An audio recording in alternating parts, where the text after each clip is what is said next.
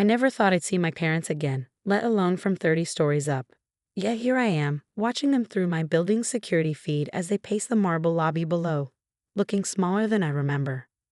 Mom is wringing her hands, that nervous habit she always had when asking for money. Dad is still wearing that old brown jacket, the one he claimed was perfectly good, even as he bought my cousin Andrea designer clothes. My phone buzzes again. Another message from the front desk. Miss Sullivan, your parents are quite insistent about seeing you. They say it's an emergency. Should we escort them out? I set my phone down and walked to the floor-to-ceiling windows of my penthouse apartment. From here, I can see most of downtown Seattle, including, ironically, my parents' neighborhood. More specifically, I can see the garage, my old room, where this all began 5 years ago. I was 18 when they gave my bedroom to Andrea.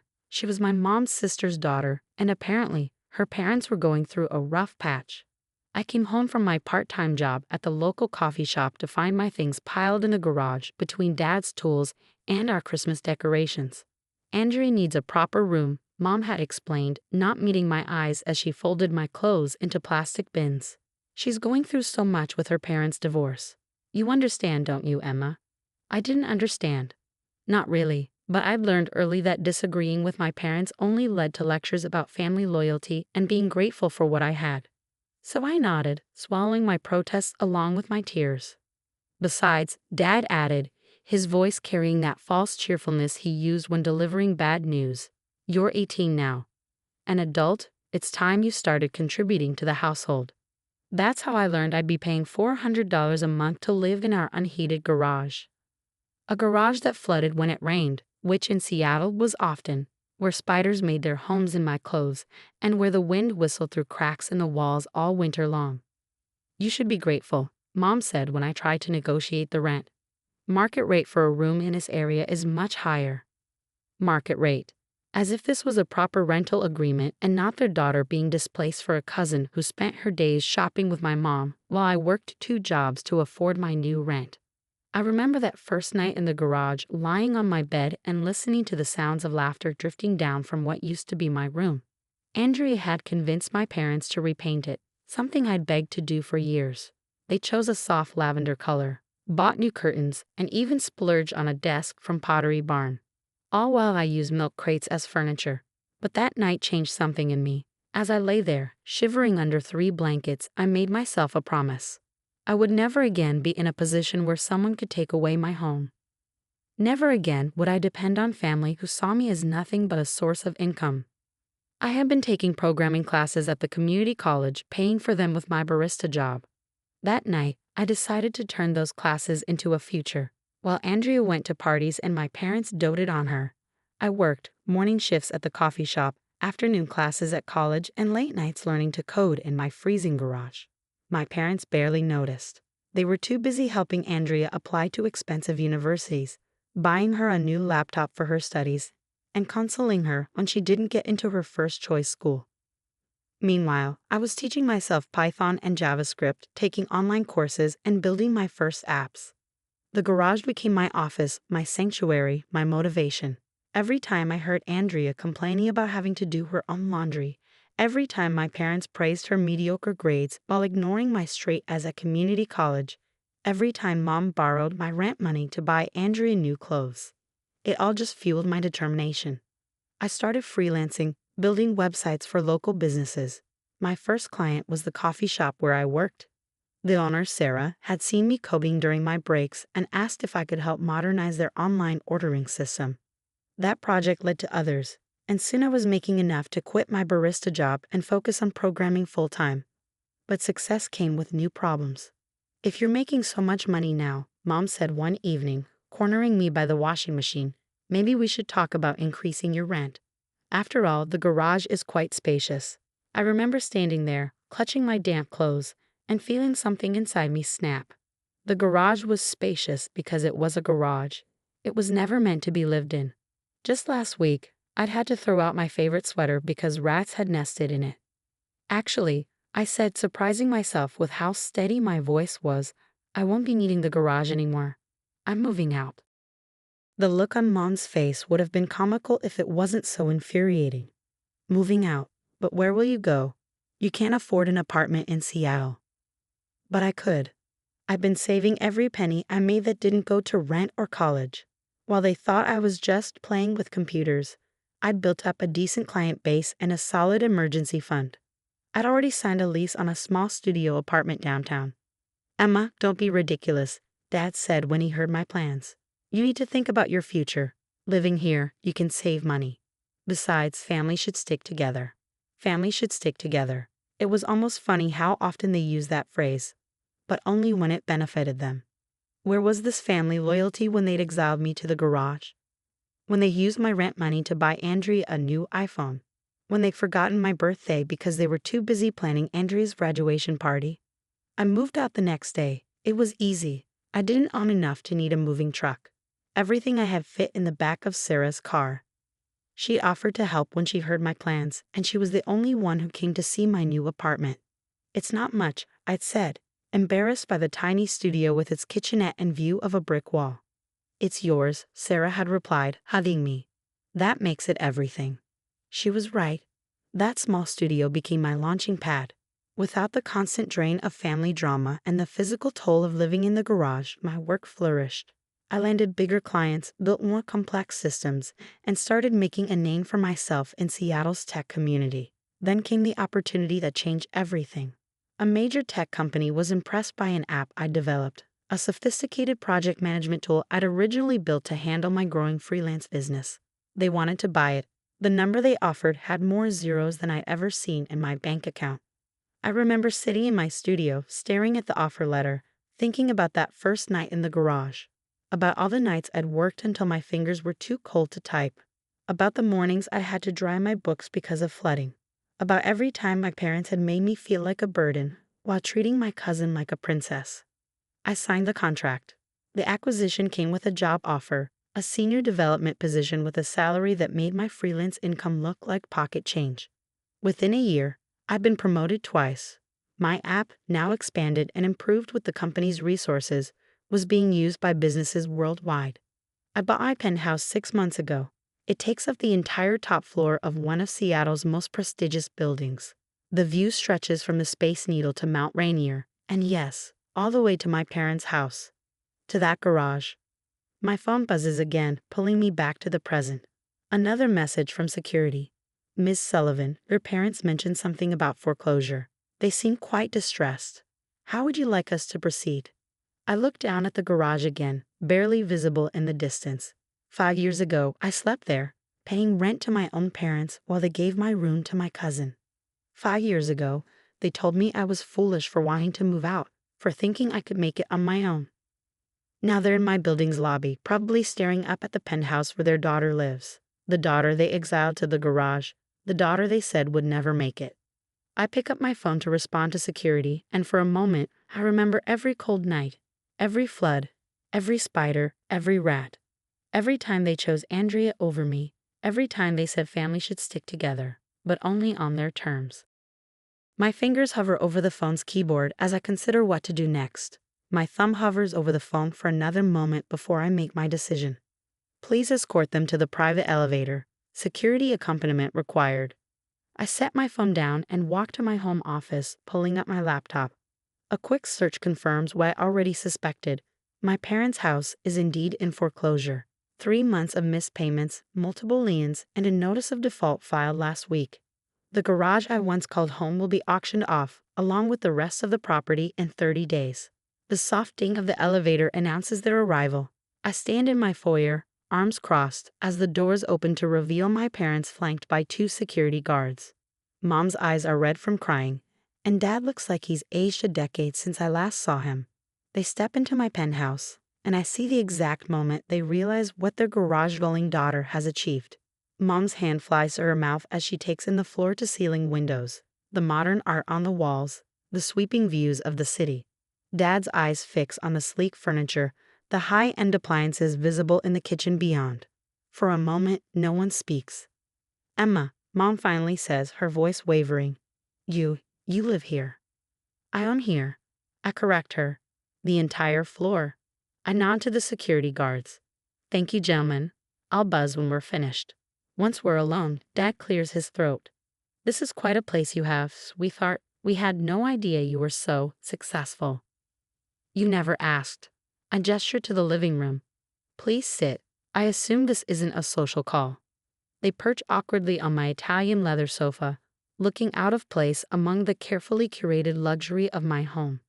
Mom's still clutching her worn purse like a lifeline, the same one she carried when telling me I should be grateful for my garage accommodation. We're in trouble. Emma, Dad begins, his voice carrying that false confidence I remember so well.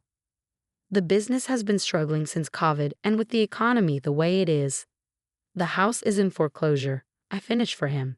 3 months behind on payments, multiple liens, and an auction date set for next month. Did I miss anything? They exchange surprised looks. How did you? Public records. I sit in the armchair across from them. What I'm more interested in is why you're here. Surely Andrea could help. After all, family helps family, right? Mom flinches at hearing her own words thrown back at her. Andrea, she's not in a position to help right now. She's going through some things. She lost her job. Dad interrupts. The third one this year. She's been living with us since her lease ended, but with our situation. Of course. Andrea's still living off my parents just like she did when they gave her my room. Some things never change. We need $47,000. Mom blurts out. To stop the foreclosure and catch up on the liens, we can pay you back, maybe not all at once, but like you paid back the $12,000 in rent I gave you for living in a rat-infested garage. The words come out sharper than I intended, but I don't regret them. Or maybe like you paid me back for the college fund you used for Andrea's spring break trips. That's not fair, Dad protests, but his voice lacks conviction. We gave you a home. You gave me a garage, I correct him. You gave me spiders and floods and cold nights. You gave me the motivation to make sure I'd never need your help again. So why should I help you now? Mom starts crying, real tears this time, not the manipulative ones I remember from my teenage years. We made mistakes, Emma. We know that now. But we're about to lose everything. Where will we go? Where will Andrea go? The same place I went when I had nothing forward. I stand up and walk to the windows, looking out at the city I now call mine. Do you know what I remember most about living in that garage? Not the cold, not the rats, not even the floods. I remember lying there at night, listening to you all laughing upstairs, knowing I wasn't part of that family anymore. I was just a tenant, a source of income. That's not true, Dad says, but he can't meet my eyes. Really? I turn back to face them. When I moved out, when I started my company, when I sold my first app, did you even notice? Did you ever once call to see how I was doing? Or were you too busy helping Andrea through her latest crisis? The silence that follows is heavy with unspoken acknowledgments. They know I'm right. I have a proposition for you, I say finally, not because you deserve it, but because I want to be better than the examples I had growing up. They lean forward, hope flickering across their faces. I'll pay off the house, I continue, holding up a hand to stop their premature gratitude. But I won't give you the money. Instead, I'll buy the property myself. Market value, which according to recent assessments is $680,000. But that's our home, Mom stammers. Was your home. Now it's about to be the bank's. I'm offering you a chance to walk away with something instead of nothing. I move to my desk and pull out a folder I'd prepared weeks ago when I first noticed the foreclosure filing. You'll get enough to pay off your debts and start fresh somewhere else. Somewhere smaller, more manageable. And where would we live? Dad asks. That's not my problem. The words come out cold, but they need to hear this. Just like it wasn't your problem when I had to figure out how to live in a garage. Just like it wasn't your problem when I had to build my life from nothing. You can do what I did. Adapt, work hard, move forward. What about Andrea? Mom asks, predictably. What about her? She's 30 years old. It's time she learned what I knew at 18. That no one owes you a home, not even family. I slide the folder across the coffee table. The offer's good for 24 hours. After that, I'll let the bank handle it. They stare at the folder like it might bite them. Finally, Dad reaches for it with trembling hands. You've become so hard, Mom whispers. No, I correct her. I've become strong. There's a difference. Being hard is what you did when you put your daughter in a garage and charged her rent. Being strong is what that daughter did to make sure she'd never be treated that way again. I stand up, signaling that our meeting is over. Take the papers home. Read them carefully. My lawyer's contact information is inside if you have questions. But remember, 24 hours. And if we don't sign? Dad asks, clutching the folder. Then you'll have 29 days to find somewhere else to live before the bank auctions the house. I press the button for security. Either way, it's not my problem. Just like I wasn't yours. As the security guards escort them to the elevator, Mom turns back one last time. Emma, please, we're still your parents. No, I say as the elevator doors begin to close. You're just the people who taught me exactly what kind of parent I never want to be. After they're gone, I pour myself a glass of wine and return to the windows. The sun is setting over Seattle, painting the sky in shades of pink and gold. Somewhere out there, my parents are reading my offer, probably hoping for a miracle, probably calling Andrea to see if she has any other options. But I know what they'll do. They'll sign. Because people like them, people who take and take until there's nothing left, always choose the path of least resistance. They'll take my money, find a smaller place, and probably let Andrea move in with them again. The cycle will continue, just not in my old house. My phone buzzes. A text from Sarah, my old boss from the coffee shop days. Drinks tonight. New promotion to celebrate. I smile, remembering how she helped me move out of that garage, how she gave me my first real programming job, how she believed in me when my own family didn't. Absolutely, I text back. First round's on me. Looking out at the city one last time, I raise my glass in a silent toast to that girl in the garage. The one who refused to break, who turned adversity into ambition, who built an empire from a corner between Christmas decorations and old tools. She did good. My lawyer's call comes exactly 23 hours later. They signed, Michael informs me, his voice professionally neutral. Though your mother added quite a tearful note in the margins about hoping you'll find it in your heart to forgive them someday. I take a sip of my morning coffee, looking out at the Seattle skyline from my downtown office. The note doesn't affect the legality of the document, does it? Not at all. The house is yours. We can begin the transfer process immediately. Good. And the other matter we discussed. The property management company can begin renovations as soon as the current occupants vacate. Your plans to convert the house into a transitional home for young adults aging out of foster care are already in motion. We've secured all necessary permits. A smile tugs at my lips. Perfect. Thank you, Michael. After hanging up, I lean back in my chair, letting the irony sink in.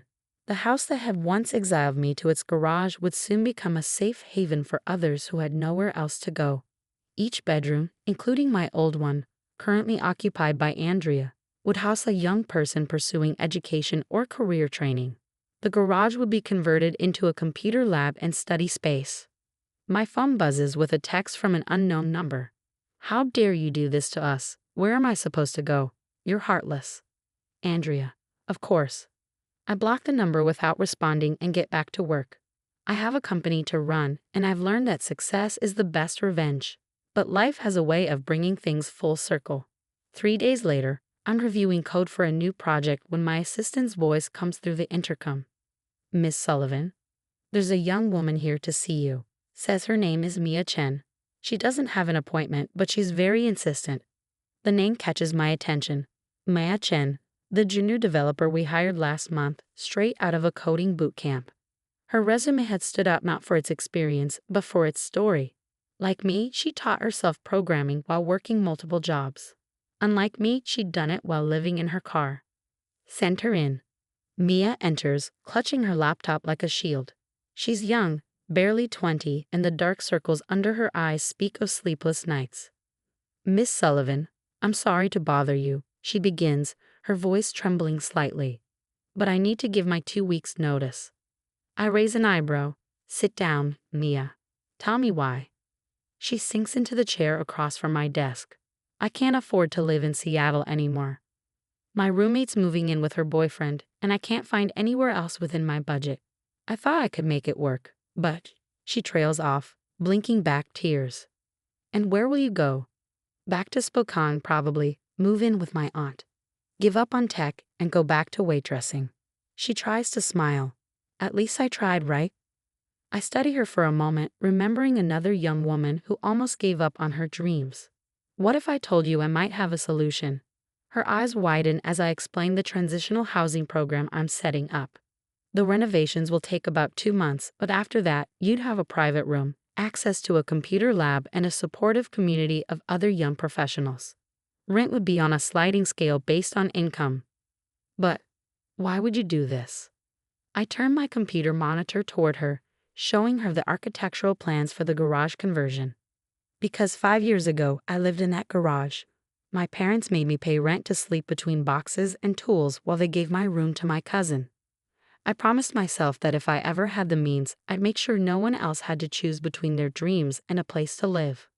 Understanding dawns in her eyes. That's why you hired me. I hired you because you're talented and determined.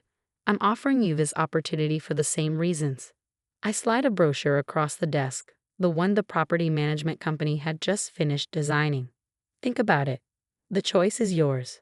After Mia leaves, clutching the brochure like a lifeline, I receive another series of texts, this time from my mother's new number. Andrea is hysterical. She has nowhere to go. Please, Emma, just talk to us. We're staying with your aunt temporarily, but it's so cramped. Why are you being so cruel? I forward the messages to Michael with a brief note. Please remind them that any further contact will be considered harassment. That evening, as I'm leaving the office, I overhear two junior developers talking about Mia. Did you hear? She's staying.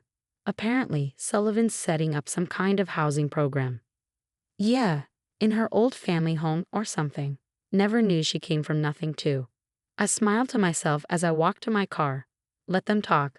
Let the story spread.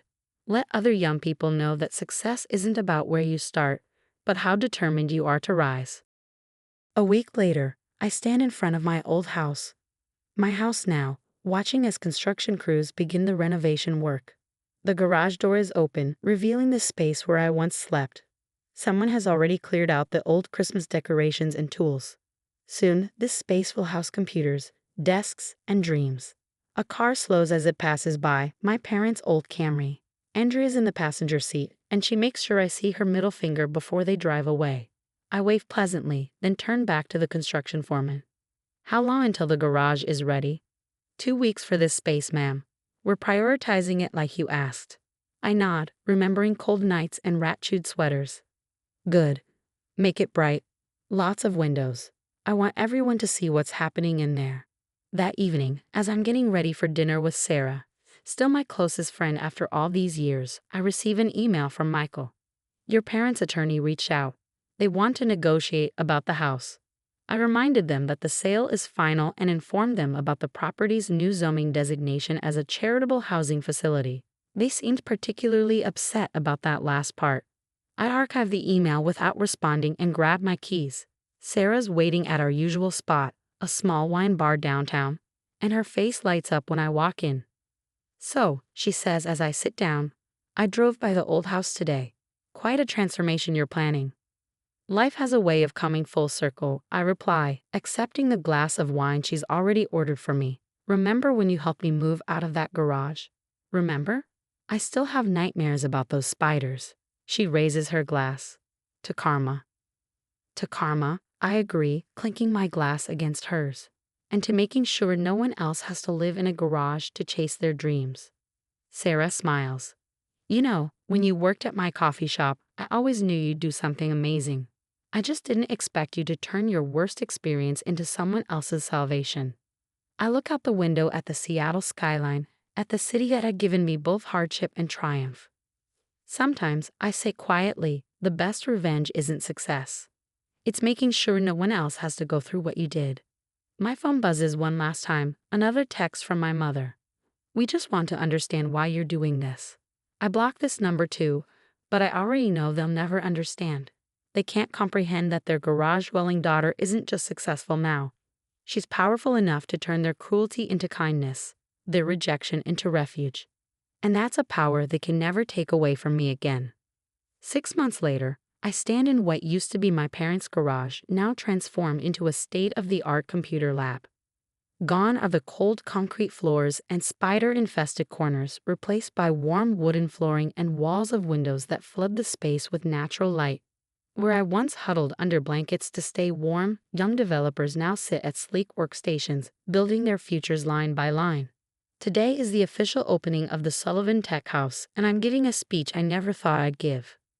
5 years ago, I slept in this garage. I began looking out at the gathered crowd of residents, media, and tech industry representatives. I paid rent to live between Christmas decorations and power tools, studying coding late into the night because I had nowhere else to go. Today, this space is something different. It's a beginning, not an ending. I gesture to the 6 young people seated in the front row, our first residents, including Mia. These brilliant minds represent what happens when we give talent a chance to grow, when we provide not just shelter, but opportunity. The local news cameras are rolling, and I know my parents might see this. Let them. Let them see what their garage became. Each resident here has their own story. I continue. Their own garage, metaphorically speaking. But now they have something I didn't have. A community that believes in them. Every bedroom in this house, every computer in this lab, every resource we provide is a statement. Your dreams matter. Your future matters. You matter.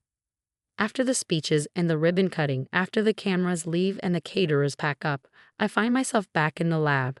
Mia approaches, clutching a framed article from Seattle Tech Weekly. It's from 2 months ago, featuring her first app launch. I wanted you to have this, she says, handing me the frame, because none of it would have happened without you. I look at the article, remembering my own first success. No, Mia, it happened because of you. I just provided the space. Miss Sullivan. It's Thomas, one of our other residents. There's someone here to see you. I turn to find Andrea standing in the doorway, looking smaller and less confident than I remember. She's alone, no sign of my parents. Can we talk? She asks. I consider saying no, but something in her expression stops me. 5 minutes. We walk to what used to be my old bedroom, now a tidy single room decorated in calming blues and grays. Andrea looks around, perhaps remembering the lavender walls she'd been so proud of. I lost another job, she says finally. Mom and Dad, they can't help anymore. They're barely making rent at their new place. I'm not giving you money, Hendria. I know. She sits on the bed, a stranger now in a room that was once stolen from me. I wanted to know what you could teach me, what you learned, how you did all this. I study her face, looking for manipulation, for the old entitlement. Instead, I see something new, desperation tinged with genuine humility.